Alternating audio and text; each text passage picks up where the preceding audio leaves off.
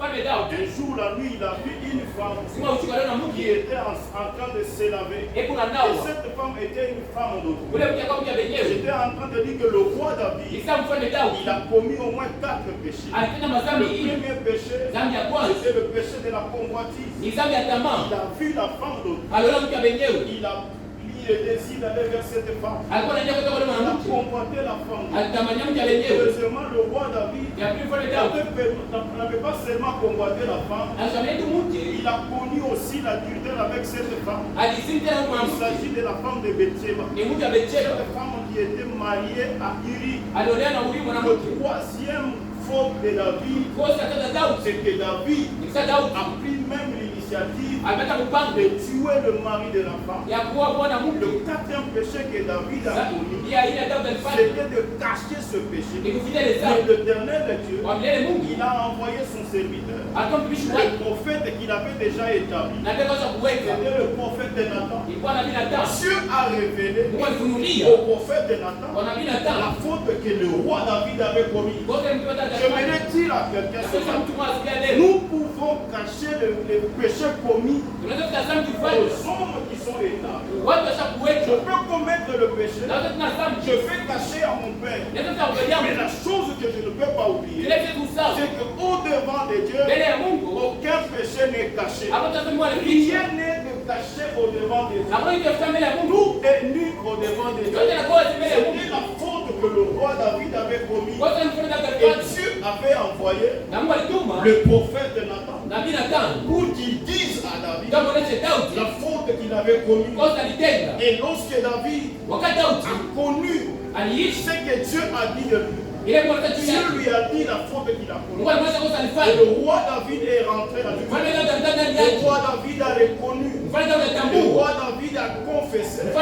Et le roi David a parlé à Dieu. Il a demandé pardon à Dieu pour qu'il le pardonne. Comme je l'ai dit, la vérité, c'est qu'aucun péché n'est caché au devant de Dieu. Le roi David, au travers de ce passage, il a demandé à Dieu, dans la confession et dans la repentance, il a demandé à Dieu deux choses. La première demande de David, David dit, c'est le verset 13, partie A. David dit, il demande à Dieu, ne me rejette pas loin de toi. Le roi David reconnaissant, il supplie Dieu. Il dit, ne me rejette pas loin de ta femme. À cette vérité, à ce passage, j'ai tiré une vérité. La première vérité sur le péché, c'est que le péché nous éloigne de la face de Dieu. Le péché nous éloigne de la face de Dieu. Lorsque nous parlons de la face de Dieu, c'est la présence sainte de Dieu et de tout ce qui est favorable à Dieu dans notre vie. Lorsque nous commettons le péché, nous nous éloignons de la présence de Dieu. Lorsque nous commettons le péché, nous sommes privés de toutes les faveurs de Dieu. C'est ce que nous perdons. Et le roi David a compris. Il dit, lorsque je serai rejeté loin de la face de Dieu, je ne vivrai pas tout ce qui est comme privilège. Oh, je crois ce matin que lorsque nous ne marchons pas dans le péché, nous bénéficions de tous les privilèges de Dieu. Oh, je vais dire à l'église ce matin, le désir de Dieu, c'est que toutes ces faveurs soient notre partage. C'est que tout ce qui est de lui, que nous puissions en bénéficier. Est-ce qu'on peut acclamer le Seigneur ce matin? David dit, ne me rejette pas loin de ta face. Le péché nous éloigne de la présence de Dieu. Le péché nous prive de tout ce qui est comme faveur de Dieu. Lorsque nous lisons dans les livres de Genèse chapitre 4, le verset 14, nous voyons cet homme de Caïn. La Bible nous dit, Caïn, après avoir tué son frère Abel, lorsque Dieu a commencé à poser la question à Caïn, de chercher à savoir où est ton frère Abel. Caïn qui répond, suis-je le gardien de mon frère? Lorsque Dieu a commençait à prononcer des mauvaises choses, des malédictions sur Caïn, Caïn commence à dire ceci à Dieu. Caïn, après avoir tué son frère, il a dit, voici tu me chasses aujourd'hui de cette terre. Je serai caché de ta face. Je serai errant et vagabond sur la terre. Et quiconque me trouvera, il me tuera. Caïn comprend aussi ce que nous perdons lorsque nous sommes dans la présence du Seigneur. La première chose que Caïn dit, il dit à Dieu que parce que tu me chasses au devant de ta face, parce que tu me chasses au devant de ta présence, Caïn dit je serai errant. Si nous allons utiliser cela dans notre propre terme, ça veut dire que tu n'as pas que nous serons de ceux-là qui n'auront pas la paix. Nous serons de ceux-là qui ne seront jamais en sécurité. Caïn comprend. Il comprend que lorsqu'il n'est pas dans la présence de Dieu, il est comme quelqu'un qui est un sans-abri. Un vagabond, c'est quelqu'un qui n'a pas de domicile fixe. Je voudrais dire à quelqu'un ce matin, l'abri par excellence, ce n'est pas la maison où nous vivons. L'abri par excellence, ce ne sont pas les moyens que nous avons. Mais l'abri par excellence, c'est Jésus-Christ de Nazareth. Lorsque nous sommes en Jésus, c'est lui l'abri sûr. Je crois à ce que la parole nous dit. Je l'ai mis dans le livre des psaumes. Le psaume chapitre 2, le verset, chapitre 18 et le verset 2. Dans notre version, vous allez trouver c'est le 18, mais le verset 3. David dit, l'Éternel mon rocher, ma forteresse, mon libérateur, mon Dieu, mon rocher, où je trouve l'abri. Je dis que l'abri par excellence, ce n'est que Jésus.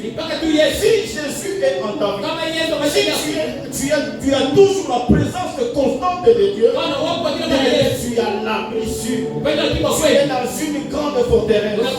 Si tu es caché en Dieu, bien-aimé, je te rassure, aucune personne ne pourra atteindre ta vie. Parce que Caïn dit, lorsque tu me chasses au devant de toi, toute personne qui va me rencontrer, toute la personne va me tuer. Alors je voudrais dire à quelqu'un ce matin, toi qui as toujours l'habitude de fuir la présence de Dieu, regarde ce que Caïn nous rappelle. Caïn nous dit ce matin que dans la présence de Dieu, personne ne peut toucher à notre vie. C'est pour cela que je veux dire à quelqu'un ce matin, parce que tu es dans la présence de Dieu, que le Dieu que c'est notre Père, tout celui qui s'est levé pour te tuer cette année, je ne crois qu'il ne le verra pas au nom de Jésus. Parce que la présence du Dieu de notre Père va te sécuriser. Je crois ce matin que la présence du Dieu dans notre vie, c'est une garantie d'une survie pendant longtemps. Personne ne peut te toucher si tu es constamment dans la présence de Dieu. Caïn a regretté. Si l'Éternel Dieu ne pouvait pas mettre un signe sur Caïn, Caïn ne pouvait pas échapper à la mort. Alors je crois ce matin que le péché permet à ce que n'importe qui puisse nous atteindre. Parce que nous n'avons pas la sécurité de la présence de Dieu. Ce matin, à être dans la présence de Dieu, c'est une sécurité totale pour notre vie. Être dans la présence de Dieu, c'est un abri. Car Dieu lui-même, il prend soin de notre vie. Est-ce qu'on peut acclamer le Seigneur? Est-ce qu'on peut acclamer le roi de gloire? Ceci est la première demande. La demande du roi David, après avoir commis le péché. Je crois ce matin, que Dieu, que tu es venu chercher ce matin, il sera la force qui va déstabiliser tous ceux qui veulent te faire du mal. Parce que toi tu as accepté d'être dans sa présence. Est-ce qu'on peut pouvoir acclamer le Seigneur? La deuxième demande du roi David à Dieu est dans le verset 13, la partie B. David dit à Dieu, ne me retire pas ton Esprit Saint. Quelqu'un va me dire, est-ce que l'Esprit Saint était déjà dans l'Ancien Testament? Oui, j'aimerais te dire oui, l'Esprit existait. L'Esprit était là. Dans l'Ancien Testament, l'Esprit n'habitait pas dans l'homme. Dans l'Ancien Testament, l'Esprit c'était une onction spéciale que Dieu accordait à certaines personnes. Voyons qu'il y avait le roi, comme David. Nous avons vu lorsque Israël a rejeté le prophète qui était établi. Israël a cherché à avoir un roi. Le premier roi qu'Israël avait eu, c'était Saül. Nous avons cité Saül. Saül, qui était le premier roi. Nous avons vu comment est-ce qu'il a été roi. Et lorsqu'il a été rejeté par Dieu, il y a lui-même David qui est venu. Il y avait le prophète. Il y avait le sacrificateur. C'était des gens qui étaient liés directement à Dieu. Ces gens-là, lorsqu'ils recevaient une onction spéciale, ils étaient mis à part pour Dieu. Ils dépendaient totalement de Dieu. Et ces gens-là étaient appelés à marcher dans la sainteté, à marcher loin du péché, pour qu'ils soient constamment dans la présence de Dieu. À chaque fois qu'ils pouvaient être dans la présence du Seigneur, Dieu pouvait les parler. L'Esprit et qui est aujourd'hui ce matin, le thème que nous sommes en train d'exploiter, nous parlons de l'esprit de la sainteté. David demande à Dieu, parce que David venait de commettre le péché. David demande à Dieu qu'il ne puisse pas lui ravir cette onction spéciale qu'il a donnée. L'onction spéciale que Dieu a accordée au roi, au prophète, aux sacrificateurs et à tous les autres. C'était pour les permettre qu'ils soient capables de gouverner. Le roi devait être capable de gouverner. Le roi devait avoir de la sagesse. Le roi devait avoir de l'intelligence. Au-delà de tout ce qui pouvait permettre au roi de bien conduire le peuple, parce que tout venait de Dieu. L'esprit communiquait aussi la sainteté dans toutes ces personnes. Comme je l'ai dit, ils étaient mis à part pour dépendre de Dieu. Vous allez voir aussi qu'il y avait des endroits qui étaient déjà bien préparés pour Dieu, pour rencontrer Dieu. C'est pourquoi vous voyez qu'on appelle, il y a des montagnes qu'on dit qu'il y a une montagne sainte. Sinon, il y a une montagne sainte. Nous voyons même la ville de Jérusalem où était le roi. On l'appelle encore la ville sainte. Le temple était purifié. Personne ne pouvait entrer dans le temple tout en étant bien-aimé impur. Même l'arche de l'alliance, aucune personne impure ne pouvait toucher à cette arche. Il y avait des ustensiles dans le temple qui étaient déjà purifiés. C'est-à-dire que toutes ces choses étaient liées directement à Dieu. Pour accéder à ces choses, il fallait être saint. Le Saint-Esprit, c'est l'esprit de la sainteté. Parce que Dieu lui-même, c'est un Dieu saint. Dans l'Ancien Testament, l'esprit que les hommes pouvaient recevoir, cet esprit pouvait aussi être retiré. Donc celui qui a commis le péché, le roi David, lorsqu'il a commis le péché, il s'était aussi rendu compte que ce que Dieu a fait avec son prédécesseur, le roi Saül, lorsqu'il a commis le péché, après avoir reçu l'onction spéciale, la Bible nous dit, l'Éternel Dieu a retiré l'esprit. Saül, il n'était plus encore à mesure de conduire le peuple. Il n'était plus encore à mesure de gouverner. Au-delà de donner la capacité, l'esprit de Dieu nous donne aussi l'esprit de la sainteté.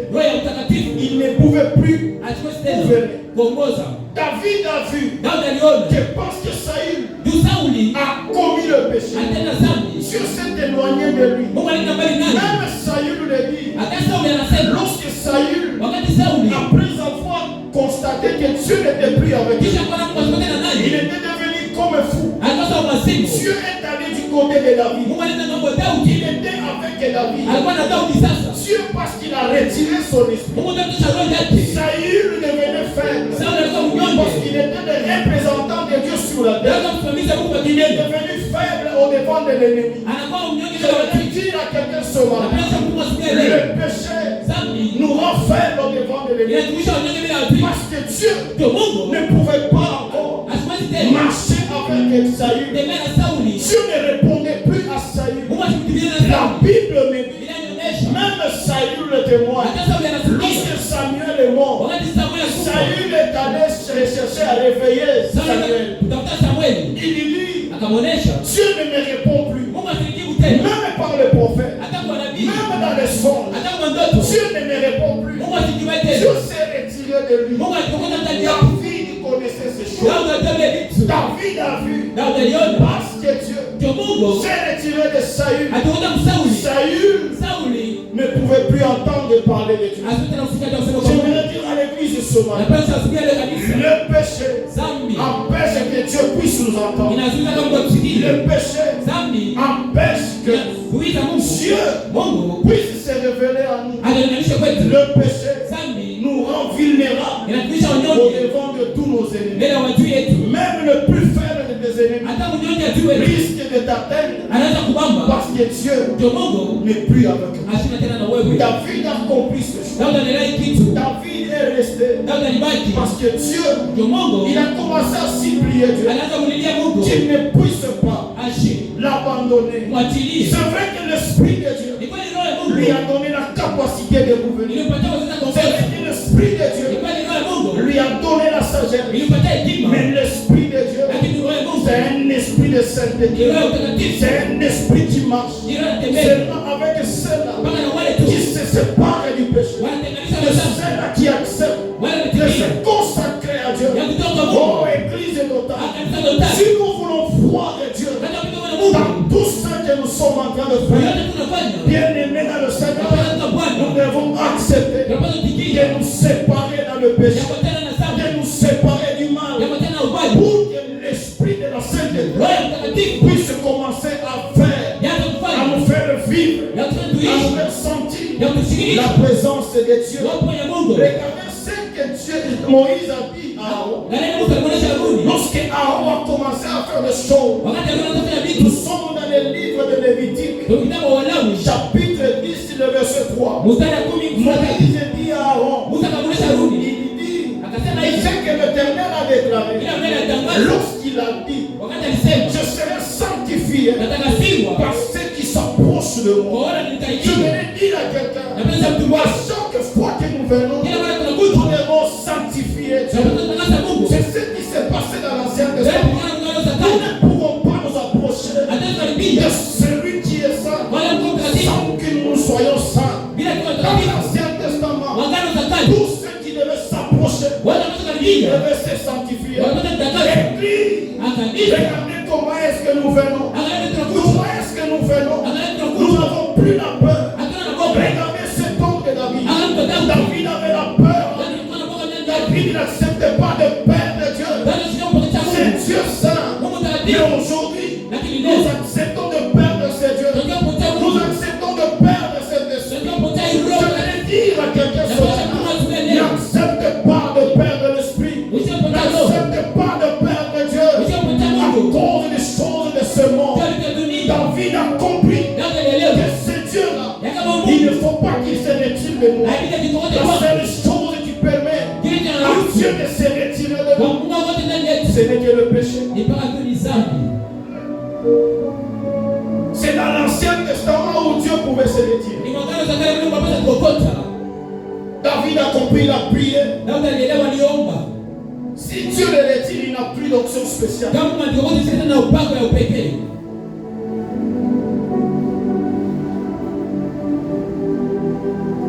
le Nouveau Testament,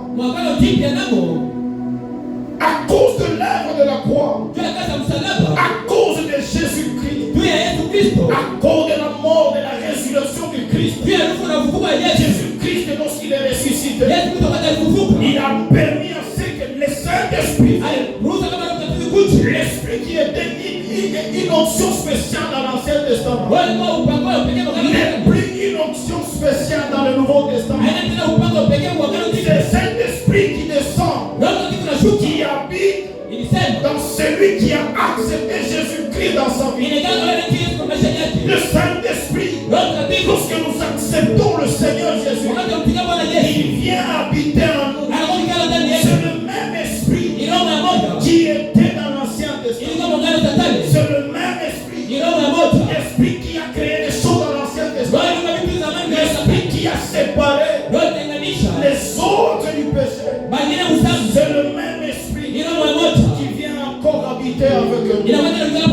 Parce que c'est le même Dieu qui vient encore au milieu de nous. Qui s'appelle Emmanuel. Il vient. La Bible nous dit Jésus-Christ, il est venu pour nous sauver du péché. Actes des Apôtres chapitre 2, le verset 16 à 18. L'apôtre Pierre est en train de lire. C'était le jour de la Pentecôte. L'apôtre Pierre dit, c'est ici ce qui a été dit par le prophète Joël. Le prophète Joël avait dit qu'au dernier temps, l'Éternel Dieu répandra de son esprit sur toute chair. Sur toute chair. Il nous viendra nous donner des capacités. L'esprit d'excellence. L'esprit qui donne à ceux qui ne pouvaient pas prophétiser. Qu'ils soient capables de prophétiser. L'esprit qui permet à ceux qui ne pouvaient pas avoir de son, qu'ils commencent à avoir des sons. L'esprit qui permet à ceux qui ne pouvaient pas guérir par les mains, qu'ils soient capables aussi de guérir. C'est cet esprit qui est venu. Mais le même esprit, lorsqu'il dit ce que Joël avait prophétisé, il dit dans les derniers jours, je répandrai de mon esprit sur toute chair. Vos fils, vos filles prophétiseront. Et nous connaissons la suite. Le Saint-Esprit dans le Nouveau Testament nous donne la capacité de faire toutes ces choses. Mais le Saint-Esprit nous communique aussi l'Esprit de sainteté de Dieu. Est-ce qu'on peut acclamer le Seigneur Jésus? Est-ce qu'on peut acclamer le Seigneur Jésus? Est-ce qu'on peut acclamer le Seigneur Jésus? Le Dieu Saint, le Saint-Esprit, au-delà de nous donner toutes ces choses, il nous communique aussi cet esprit de sainteté. Alors comment est-ce que le Saint-Esprit,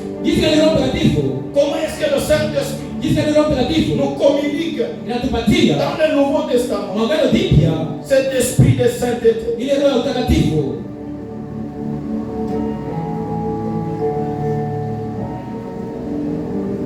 Nous allons prendre 1 Corinthiens chapitre 6, le verset 11.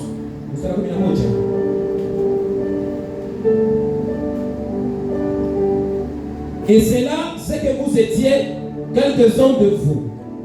Mais vous avez été lavés, mais vous avez été sanctifiés, mais vous avez été justifiés au nom du Seigneur Jésus-Christ et par l'Esprit de notre Dieu, parole du Seigneur.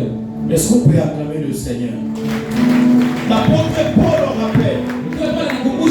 Il dit, lorsque nous étions des pécheurs, en acceptant le Seigneur Jésus-Christ, nous recevons l'Esprit de Dieu après avoir confessé Et après avoir pris la décision de se repentir, lorsque nous recevons le Seigneur, l'apôtre Paul nous rappelle. Il dit, lorsque nous avons accepté le Seigneur, nous avons confessé nos fautes et nous avons pris la décision de ne plus rentrer encore dans le mal. Comme David, le roi David, après avoir confessé, il a dit à Dieu qu'il ne rentrerait plus. La véritable repentance, c'est ce que nous vivons. Après avoir confessé, nous ne rentrons plus dans ce que nous avons fait. Aujourd'hui, l'Église est remplie de cela. Ils pensent que parce que j'ai avoué, je me suis repenti, ils pensent qu'ils peuvent encore rentrer. Ça, c'est la fausse repentance. La vraie repentance, c'est la repentance que David nous a fait voir.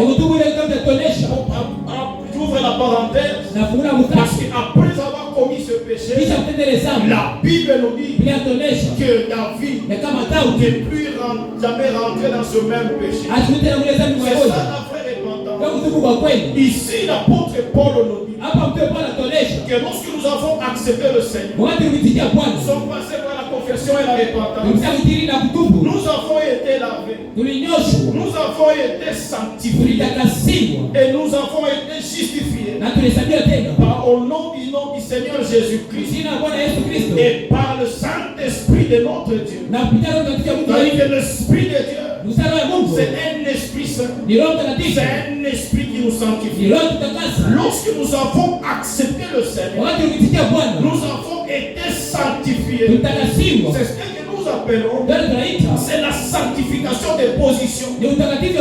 C'est par cette sanctification nous sommes devenus enfants de Dieu. On nous appelle des saints. Directement nous sommes sanctifiés. Lorsque tu acceptes le Seigneur, tu es sanctifié. C'est ce que j'ai dit. C'est la sanctification des positions. Je deviens un enfant de Dieu. J'appartiens à Dieu. Ce que le Saint-Esprit a fait, il me sépare. Il me sépare du péché. Comme c'était dans l'Ancien Testament, il nous sépare du péché. Il permet à ce que nous soyons totalement à Dieu. Que nous soyons consacrés à Dieu. Que nous puissions servir seulement Dieu. Est-ce que tu peux réveiller celui qui est à ta gauche? Pouvons-nous acclamer pour le Seigneur? Le Saint-Esprit nous donne cette position. C'est la sanctification instantanée. Directement tu es sanctifié. C'est ce que le Saint-Esprit fait. Il le fait lorsque nous lisons Ephésiens chapitre 4, le verset 24. La Bible nous dit, le verset 24, il dit, et à revêtir l'homme nouveau. Parce que nous avons accepté le Seigneur, nous sommes devenus nouvelles créatures pour Dieu, créées selon Dieu, dans une justice et une sainteté que produit la vérité. J'aimerais dire à quelqu'un, déjà lorsque tu as reçu le Seigneur par la confession et la repentance, tu es devenu saint. Automatiquement Dieu te reconnaît. Tu es né de nouveau. Tu lui appartiens. Mais d'autre part, il y a aussi la sanctification. Cette sanctification, c'est la sanctification continuelle. Cette sainteté continuelle qui dépend de toi et moi. C'est ce qu'on appelle la sainteté progressive. C'est-à-dire que chaque jour, moi et toi nous sommes appelés à nous sanctifier, appelés à nous mettre à part du mal, afin que nous puissions avoir Dieu en nous. Nous avons dit que David n'a pas voulu perdre la présence de Dieu. David voulait constamment avoir Dieu.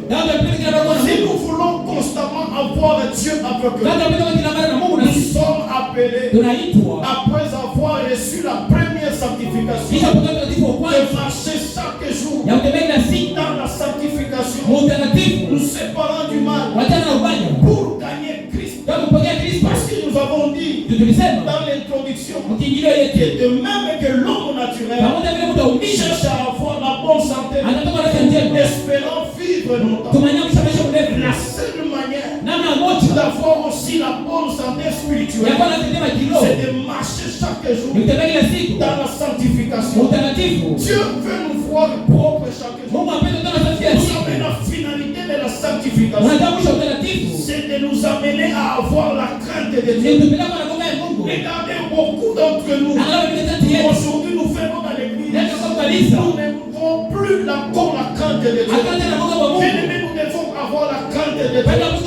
La sanctification attire la crainte de Dieu. Chaque jour nous devons avoir la crainte de Dieu. Parce que notre Dieu, c'est un Dieu qui peut tuer, c'est un Dieu qui peut aussi faire vivre. La crainte de Dieu doit être notre vie. Cette sanctification continuelle, nous sommes chaque jour appelés à être propres pour Dieu, appeler Dieu de nous purifier, d'être propres chaque jour. Lorsque nous lisons Hébreu chapitre 12, le verset 24, la Bible dit: recherchez la paix et la sanctification, sans laquelle personne ne verra le Seigneur. Cette sanctification continuelle a comme objectif c'est de nous aider de rencontrer, de voir Dieu. C'est ce que David dit lorsque nous lisons le 14e verset, la partie A. Il dit: laisse-moi contempler la joie de ton salut. L'objectif du Saint-Esprit nous pousser d'aller dans la sanctification, de marcher dans la sainteté. C'est parce qu'il y a quelque chose qui nous attend. Il y a une joie qui nous attend. Le Saint-Esprit, c'est un esprit qui est venu nous rassurer de notre salut. Et notre salut, nous l'avons que par la sainteté, parce que nous marchons conformément à la voix de Dieu. Quelqu'un peut acclamer le Seigneur.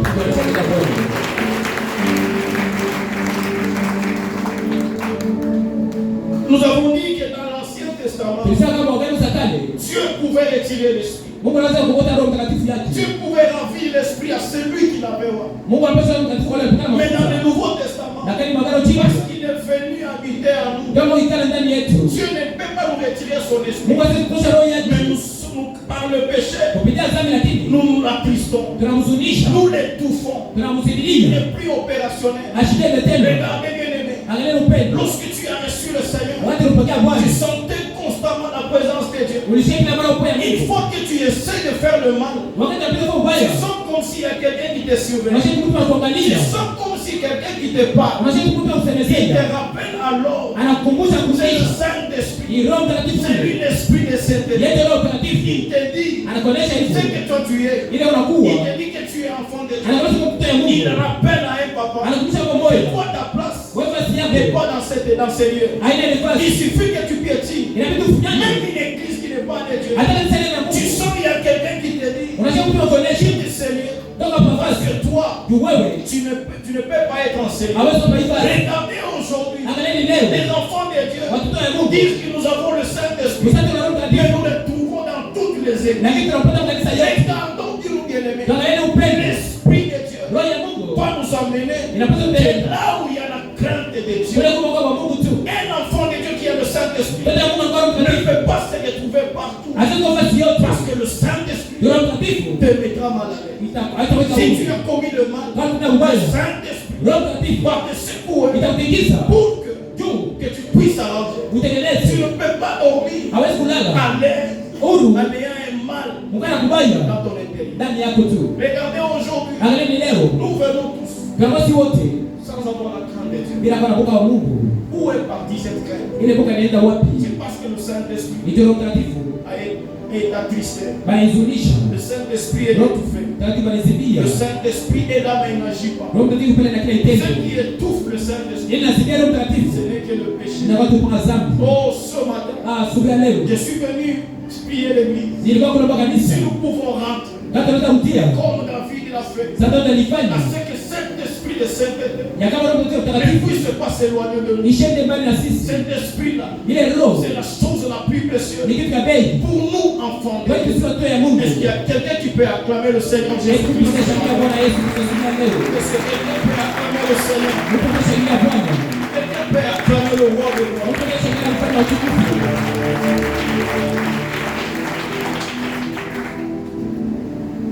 C'est ce que Ephésiens chapitre 4, le verset 30 nous dit. Il nous rappelle que nous ne pouvons pas attrister l'esprit que nous avons reçu.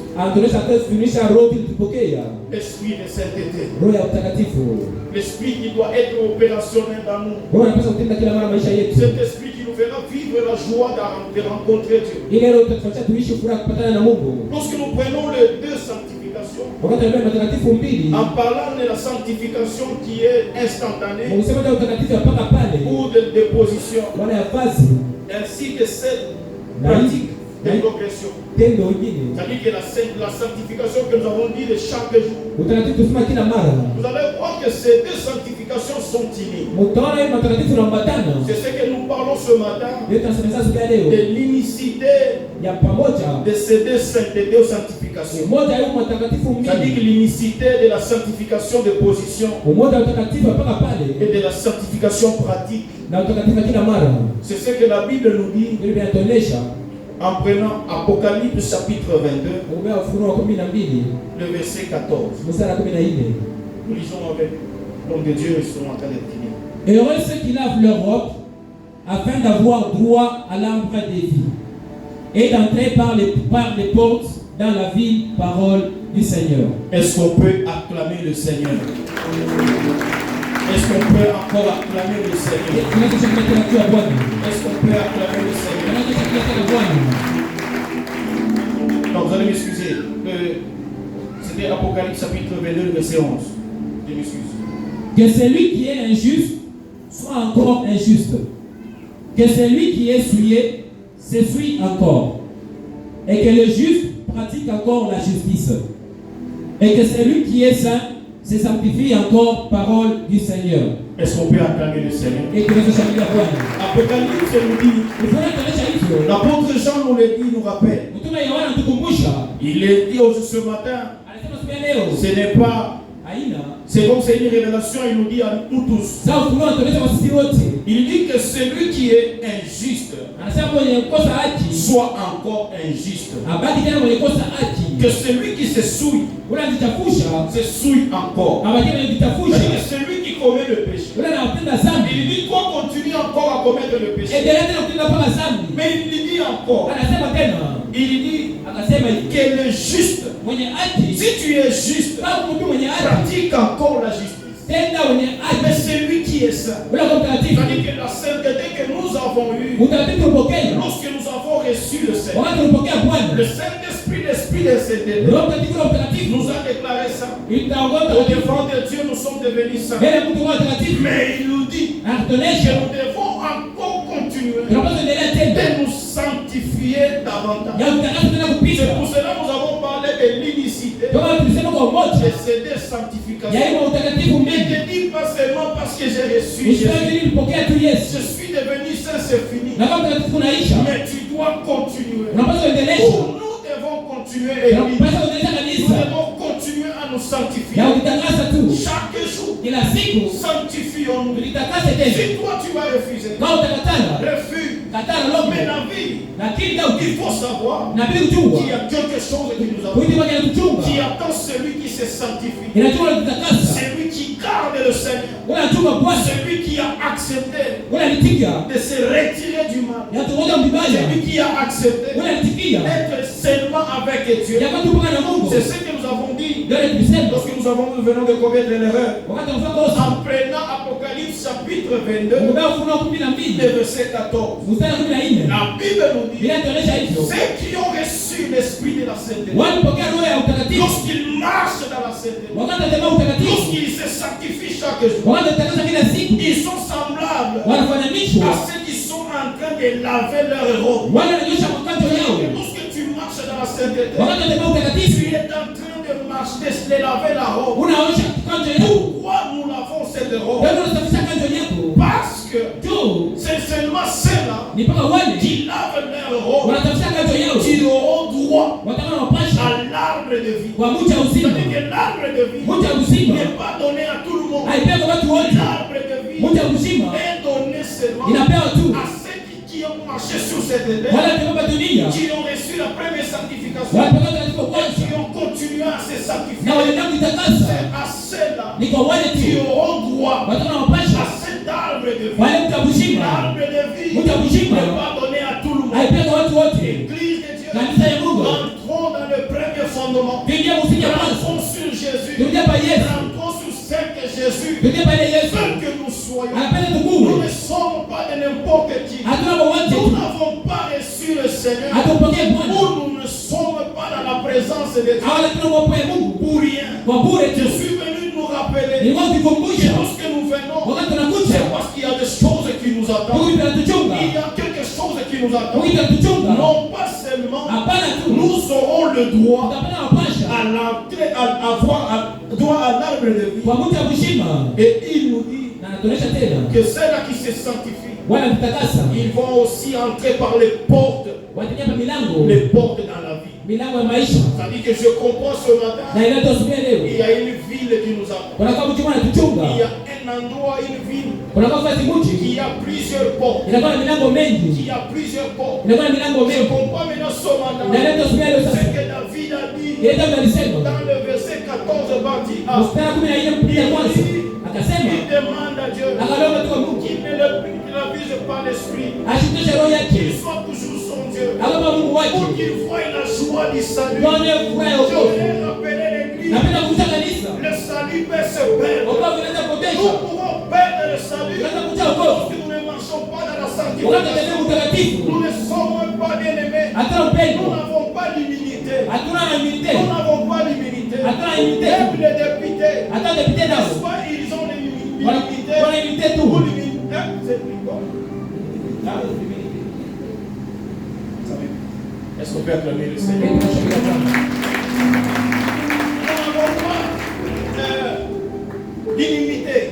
Hatuna kuweka pembeni tu. Ah, le député ont cette immunité, Ni depite wanakuwa na faida. c'est durant 5 ans seulement. Ni miaka 5 tu bure. Là, on t'appelle honorable. Wakati wanakuita Là, mheshimiwa, tu es accompagné par les gars. wakati unasikiliza na Là, wasikilizaji, tu es accompagné de toutes les honneurs. unasikiliza maheshima Il yote. suffit que tu entres, tu arrives quelque part. Inabidi kiasi moja Je suis député. na kwa msimamizi Ah, honorable. au mheshimiwa. Le Saint-Esprit nous rend aussi Roho honorable. Mtakatifu anatufanya tuwe Le waheshimiwa. Saint-Esprit nous donne l'immunité. Roho Mtakatifu anafanya Le tuguse. Saint-Esprit nous permet d'entrer partout. Roho Mtakatifu anafanya tuishi basi À yote. condition que nous marchons dans la sainteté. Wasi tutembee utakatifu. Oh, nous pouvons perdre cette immunité. Tunaweza kupotesha ile kosimo. Lorsque nous marchons dans le péché. Wakati tutembea usambi, Oh, pour entrer na kuingia dans le royaume, ufalme, il faut avoir cette immunité qui donne la kile sanctification. kidogo Mtakatifu Ce alitaka. matin, Asikia leo. j'aimerais rappeler l'église. Napenda kufuta Il y kanisa. a une joie Kunakuwa furaha moja. qui nous attend lorsque nous allons entrer Inachoka tutaingia par les portes de la vie kwa milango ya mji. que la Bible nous parle. Ile ndio Dans tusemezea. le livre d'Apocalypse, Kitabu cha Ufunuo. il y a une porte. Kunakuwa mlango Il y moja. a plusieurs portes. Kunakuwa milango Il y mengi. a une ville qui t'attend. ma Kunakuwa soeur. mtu anakuchunga. Il y a une ville qui t'attend, mon frère. Kunakuwa mtu anachunga Il y mtu. a une ville qui m'attend aussi. Kunakuwa mtu anachunga na mimi. Tous nous sommes appelés Jua tunaitwa. à reconnaître que l'Esprit que Dieu nous a donné, Ya utambue Roho c'est un Mtakatifu. esprit d'excellence. Ile roho ya bora. C'est aussi un esprit de sainteté. Ile roho ya utakatifu. C'est un esprit Ni roho. qui est chaque jour en nous. Kila siku kwa Que siku nous yetu. étouffons, nous attistons cet Ile esprit. tunazuisha Le usikia. Saint-Esprit Ile roho mtakatifu. nous aide à entrer. Itaje kuingia. Cet esprit Ile roho mtakatifu. t'aidera à vivre Itaje kuishi. la joie Furaha. que le péché ne peut pas te donner. Ile sema yetu Cet kupatia. esprit t'aidera à vivre Ile roho itaje kuishi. la joie Furaha. que la maison que nous avons Ile kitu ne tunakuwa peut nayo. pas nous donner. Haiwezi La kupatia. joie que le mariage ne peut pas nous Furaha donner. ile haiwezi kupatia. La joie Furaha. que seul Dieu, Mpaka mkupe Yesu. seul Jésus Mpaka Yesu. est capable de nous donner. Ile roho C'est tupatia. cette joie Fule que furaha. je suis venu rappeler Niwakumbusha à leo. l'église. Kwa kanisa. C'est une joie qui nous attend. Ni furaha Nous kuchunga. avons besoin de cet esprit. Tunahitaji Roho Mtakatifu. Pourquoi il nous donne la capacité de prophétiser? Hapa tunataka uwezeshe kutabiri. Pourquoi il nous donne la capacité de guérir? Hapa tunataka uwezeshe Oh, kuponya. ce matin, Asubuhi ya leo. c'est un esprit Ni qui kiroho qui nous rappelle que inatukumbusha notre Père est saint. baba yetu Il mtakatifu a besoin de nous. anahitaji Il sisi a besoin de nous. Anahitaji. Et nous aussi nous avons besoin de lui. na sisi tunahitaji Ne tena dis pas que tu te suffis. usema ndenesha Personne ne se suffit. hakuna Mungu ndenesha Dieu qui nous fait suffire. ni Mungu ndenesha Parce que nous avons Dieu. tuna Mungu Nous avons tout. tuna yote Église. kanisa Total existe. tokenda kwa Pas pour que nous puissions nous perdre. hapana tufuatane Total est venu. Total est venu. Pour que nous soyons de ceux-là. Total est venu. Vivre demain. wanaishi kesho Pour rentrer na kuingia sur les portes de na Jésus. milango ya Yesu Pour rentrer. na kuingia Parce que nous avons la promesse. tuko na ahadi Jésus nous a dit, Yesu tuonesha je m'en vais, naenda afin que là où je serai, naenda kuwa vous y soyez na aussi. Mungu weko nako Oh, il y a une joie hakuna qui furaha nous attend aux côtés de Jésus. inakuwa pembeni ya C'est Yesu cette joie mbele que furaha je suis venu rappeler à nos temps. Oh, il y a une joie. Alléluia. Il y a une joie. Je sens que Jésus a besoin de toi. Je sens que Jésus a besoin de quelqu'un qui va goûter. Bien-aimé, c'est une joie que nous ne saurons pas décrire. Ceux qui vont se sacrifier, et qui vont marcher, et qui vont trouver, qu'il y a un arbre qui les attend. Oh, les désirs, c'est que toi et moi, nous puissions aussi trouver cet arbre qui a été privé par Adam et Ève, parce qu'ils ont commis le péché. Et c'est cet arbre qui nous attend.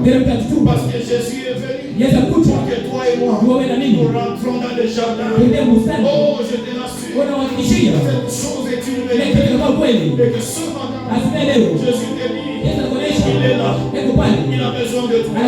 Si tu as oublié, il faut se marcher comme ça. Ce matin, il te dit, reviens parce que il y a quelque chose que tu vas rendre. Cette chose existe. La Jérusalem, réelle, véridique, nous attend. Et que Dieu bénisse sa parole.